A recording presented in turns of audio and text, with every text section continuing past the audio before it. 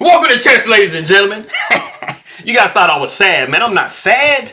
We got the Champions Chess Tour Finals going on right now. We did finally get start to play round number 3. So I do have Magnus Carlsen versus Wesley So. I've been waiting on this matchup all day. And this is a nice game right here. It always is between these two. But all of my people in the Philippines, I would say Maraming Salamat. Anybody who is coming from Norway, I would say Tusen Tak. But like I said, this is the first game that Wesley So and Magnus Carlsen have played today. And this is round number 3.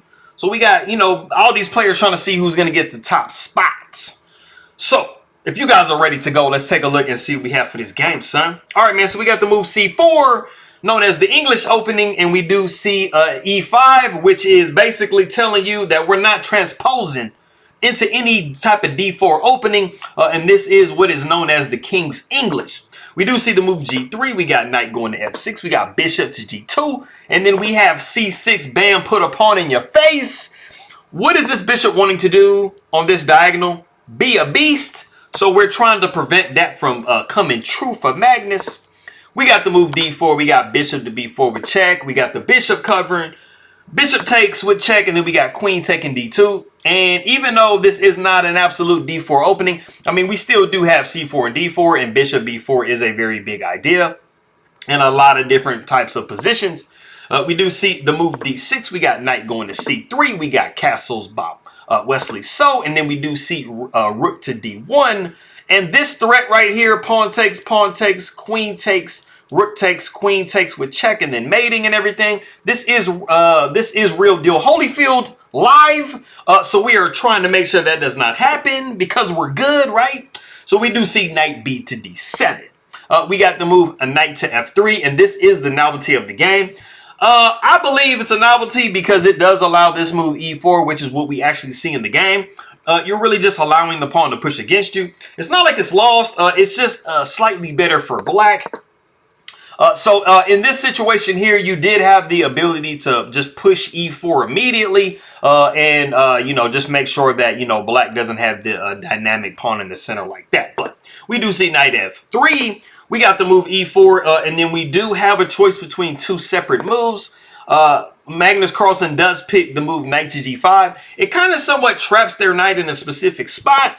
We do see the move D5, and we do have the ability now to get a really, really nice pawn chain in the middle. And what better place to do it than on this diagonal that bishop was trying to be a beast on. So you see what Wesley So is working to try to put a wall in front of that bishop.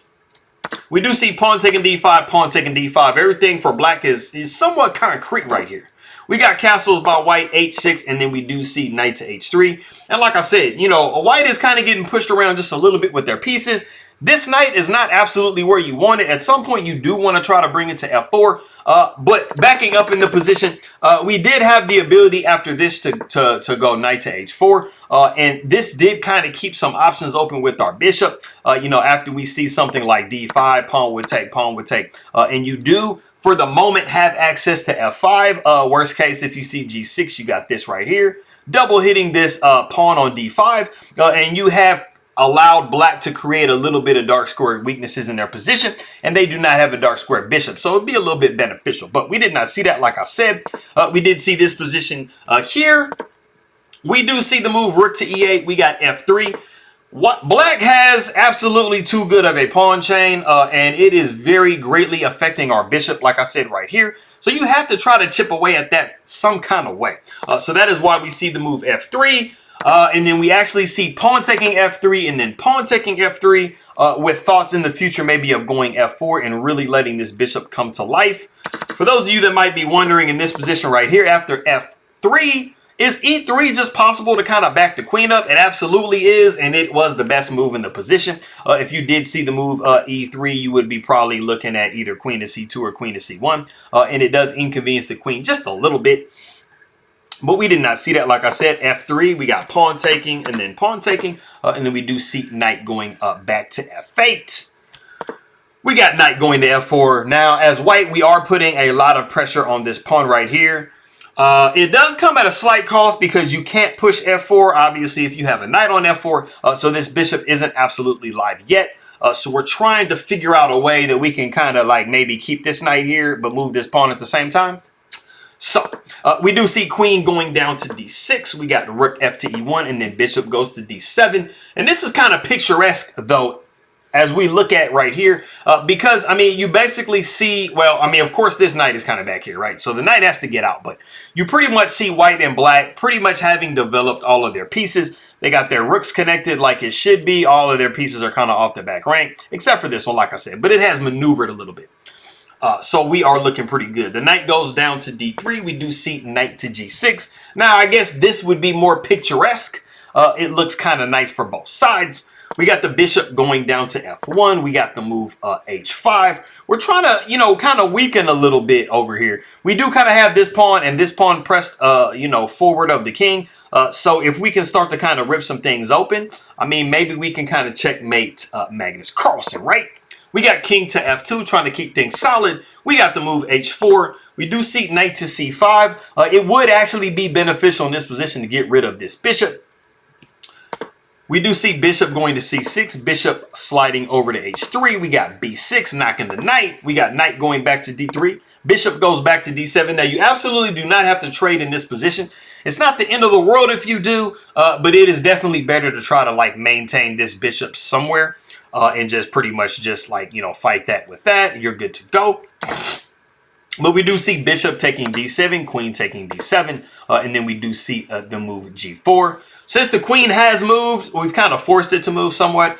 You know, this pawn is not actually being hit at the moment, but Wesley So, being the perceptive chess player that he is, he decides to say, hey, man, you know what? You kind of abandoned your h2 pawn, so let me tickle it real quick and see what you want to do. So we do see king going to g2. We see knight going to h7, and we have actually reached a position. White has a move that they can now play as a result of knight going back to h7. Knight h7 was not necessary by Wesley So. So if you want to pause the video and try to figure out what move you can now play, go ahead and do so. Okay, so for those of you that were like looking and calculating things and stuff, you see that you really don't have the ability to push F4 because this knight is hitting the G4 point, and you just be hanging a pawn for no reason. But with knight going back to H7, that threat is no longer relevant, so it does give Magnus Carlsen the ability to push the move F4, and that is what he does in the game. Now, it does look kind of scary. So this is one of the things you have to think about. Like if you're playing as white, you did have to basically be bold enough to say, hey, bro, I'm just going to be flinging my pawns forward, dude. Like, I don't need no pawn cover to my king, right? So you do have to be kind of fearless in that respect. But I mean, this is Magnus Carlsen. He's pretty fearless. So he does that anyway. So we do see knight going to f6. And this is renewing the threat on g4. But Magnus Carlsen just says, bro, I'm going to just push f5, man. I'm going to see what you want to do. You kind of have two options if you're in this position because your knight is on pre right here. You can just do what Wesley So does in the game and go back to f8, which is a perfectly legitimate move. Or you can do something like knight takes g4, which is just slightly worse. And it pretty much lets Magnus Carlsen get like a gangster king. But you would have to play in this fashion right here. After king to h3, hitting king knight g4. You would be probably looking at knight to h6 and then pawn taking a g6. And I know you have just won a piece if you are white, but this actually looks a little scary if you are on the white side. Because look at this king kind of just stuck in the middle of nowhere, bro. So you got to be a gangster, man. But anyway, we did see knight going back to f8. We got queen to f4, encouraging a trade. Queen takes, we got knight taking, and then the knight does take on g4 here. But Magnus Carlsen does get a chance to get this important central pawn. Knight c takes d5. And this pawn is a little bit more important than this pawn majority of the time. Not all the time, but majority of the time. We do see knight to h7. We got the move h3, asking the knight, what do you really want to do? There really isn't a whole lot of great options, so we do see knight going back to h6. And there really isn't a way, well, I mean, there is a way. You got to, like, kind of retreat the knight, though. So you don't really technically want to do that. So we do see the move f6. We got g5 hitting the knight on f4. We got knight to e7 with check. The king slides over to f8, and we do see knight f to d5.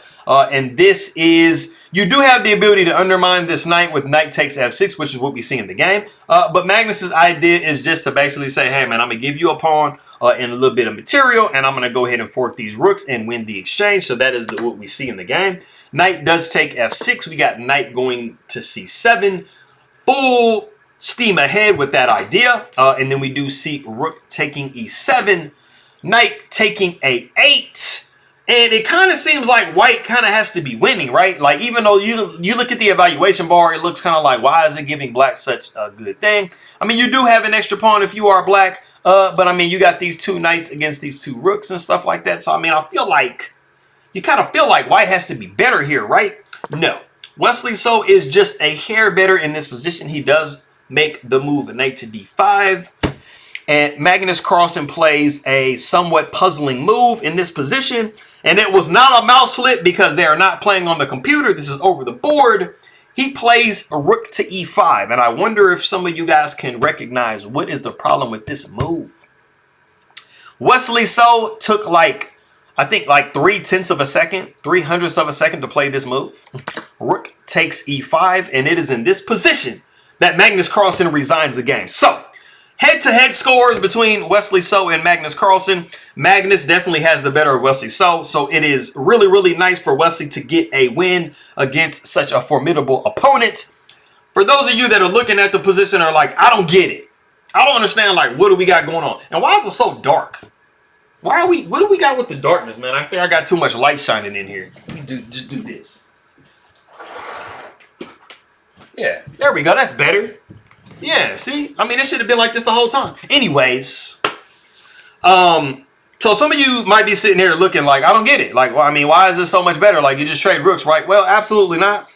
Because after you would see something like pawn taking e5, you would be looking at knight to e3 with check.